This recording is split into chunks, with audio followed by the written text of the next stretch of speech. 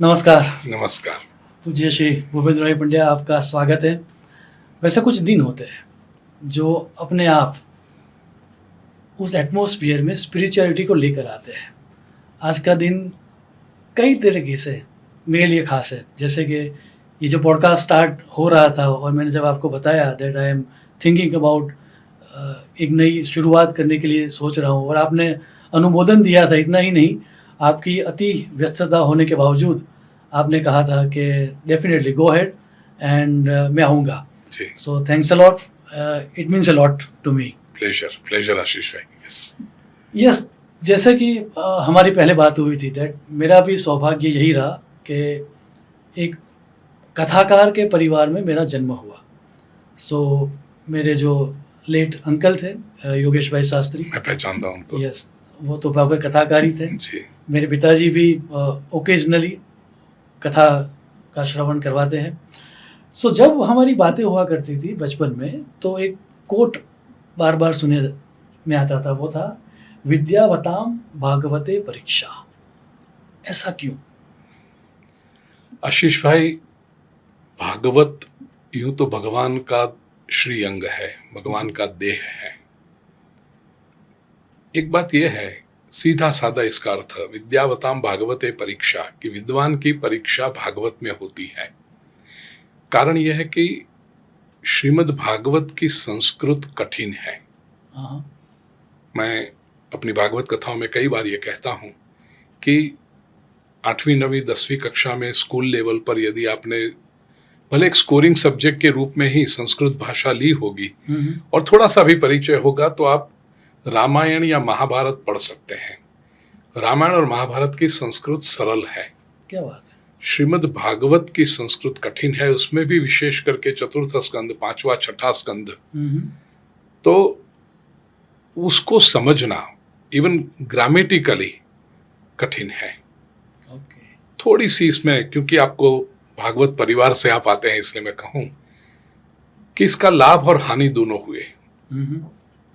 हानि ये हुई कि भागवत जन सामान्य तक पहुंचने में बहुत समय लगा। ट्रू। रामायण और महाभारत अति प्रचलित हो गए क्योंकि कोई भी पढ़ सकता था। ट्रू। लाभ ये हुआ कि रामायण महाभारत जैसे क्षेपक, इंटरपोलेशंस, श्रीमद् भागवत में नहीं आ पाए।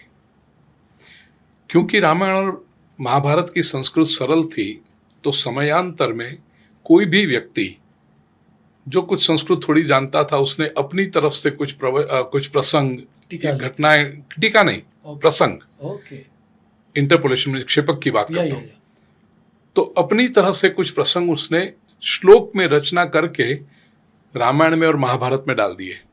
क्या बात। आज कई घटनाएं ऐसी है, लोगों को जो संशय होता है, चाहे वो रामायण के प्रसंग हो या महाभारत के प्रसंग हो, जो मूल महाभारत में है ही नहीं। Can you explain? I'll tell you. अभी जो तुरंत मेरे मन में जो प्रश्न आ रहा है, लोकोक्ति ऐसी है कि अभिमन्यु का जब वध हुआ महाभारत के युद्ध में, ये जो उसके ही भाई ने, जयद्रथ आदि ने किया, तो उसमें लोग ऐसा कहते हैं कि उत्तरा ने तो अभिमन्यु को रक्षा बांधी थी, राखी बांधी थी। अब जब भी रक्षा बांधी गई है, तो फिर अभिमन्यु की मृत्यु कैसे हुई? तो रक्षा में कुछ कमी रह गई। आपकी जो रक्षा की परंपरा है, उसके ऊपर ही एक प्रहार आ गया कि रक्षा बांधने पर भी शत्रु आपका संहार कर सकता है। तो उसको कवर करने के लिए क्षेपक के रूप में आ गया कि रात के समय भगवान श्री कृष्ण ने चूहे का रूप लेकर के जाकर के अभिमन्यु की रक्षा काट दी। क्या बात है। ओके। और लोग मानते भी हैं। रियली? हाँ। तो मैं कई बार कथाओं में व्यासपीठ से कहता हूं कि भगवान जो स्वयं पूर्णावतार लेकर के श्री कृष्ण के रूप में आए हैं, उनको चूहे का रूप लेने की आवश्यकता क्या पड़ी? क्या बात है। वो क्षेपक है। तो ये मूल महाभारत में है ही नहीं। आपको आश्चर्य होगा, कुछ क्षेपक अच्छे भी होते हैं और कुछ क्षेपक कथा प्रसंग को हानि पहुंचाते हैं, विशेष करके आधुनिक 21वीं सदी के पढ़े लिखे युवा पीढ़ी को। उनको लगता है ये कैसे हो सकता है, ये it doesn't appeal to us, it doesn't appeal to our reasoning and intellect, and they are true in saying so. कहने का आशय ये क्षेपक है। आपको आश्चर्य होगा, रामायण में केवट का जो प्रसंग है वो पूरा क्षेपक है। क्या बात है, इट इज इंटरपोलेशन। वाह, वाल्मीकि रामायण में केवट का प्रसंग है ही नहीं। इंटरेस्टिंग।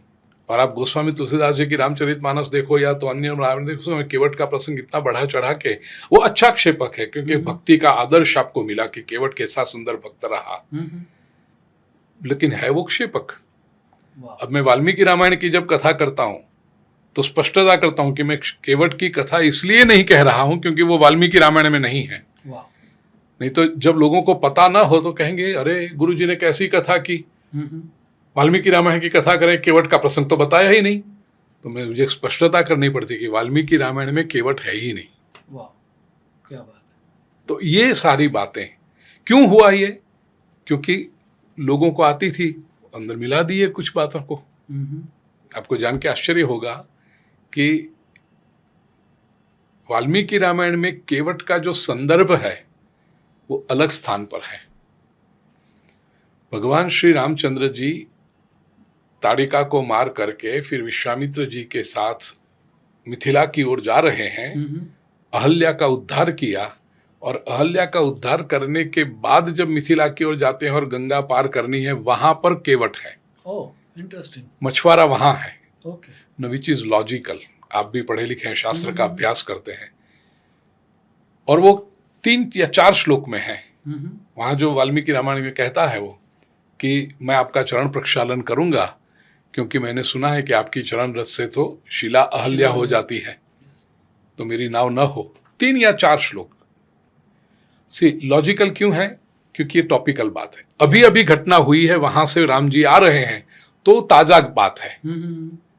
और वहां पर विश्वामित्र जी कहते हैं कि आप चरण प्रक्षालन कर लो, तो वहां केवल राम, लक्ष्मण और विश्वामित्र 3 ही लोग हैं, क्योंकि सीता जी को तो अभी पाना है, मिथिला की ओर जा रहे हैं। गोस्वामी तुलसीदास जी ने वो पूरा प्रसंग स्थान भेद किया, समय भेद किया, वो क्योंकि राम, लक्ष्मण, सीता वन में जा रहे हैं तब केवट आता है। वहां विश्वामित्र नहीं है, सीता जी है, राम, लक्ष्मण और सीता है। आर्य सुमंत तो वो लौट जाता है गंगा के उस पार से। तो कहने का आशय, ऐसी कई बातें रामायण और महाभारत में क्षेपक के रूप में आई, श्रीमद् भागवत में न आ पाई। क्यों? क्योंकि श्रीमद् भागवत की संस्कृत कठिन थी। It was not everybody's cup of T to just formulate a few versus and push in to the main stream of Bhagavat. तो इसलिए भागवत अक्षुण्ण रहा। आज जो महर्षि व्यास ने लिखा था, 12 स्कंद, 335 अध्याय, 18,000 श्लोक, वही शुद्ध रूप में श्रीमद् भागवत हमें प्राप्त होती है। क्या बात है। विद्यावताम भागवते परीक्षा का ये कर। दूसरा, श्रीमद् भागवत इतिहास है, काव्य है, पुराण है, साथ में अध्यात्म का ग्रंथ है। और श्रीमद् भागवत की जो भाषा है वो समाधि भाषा है। केवल ट्रांसलेशन आप पढ़ जाओगे या तो केवल जो लिखा है उससे कहानियां पता चलेगी, इतिहास पता चलेगा, जीवन में कुछ मॉरल लेसन्स मिलेंगे। लेकिन श्रीमद् भागवत का जो निहित तत्व है, श्रीमद् भागवत में महर्षि व्यास जो देना चाहते हैं उससे व्यक्ति वंचित रह जाएगा, केवल वो भाषा की दृष्टि से पढ़ेगा तो। क्या बात है। क्योंकि महर्षि व्यास एक आध्यात्मिक ग्रंथ का आलेखन कर रहे हैं।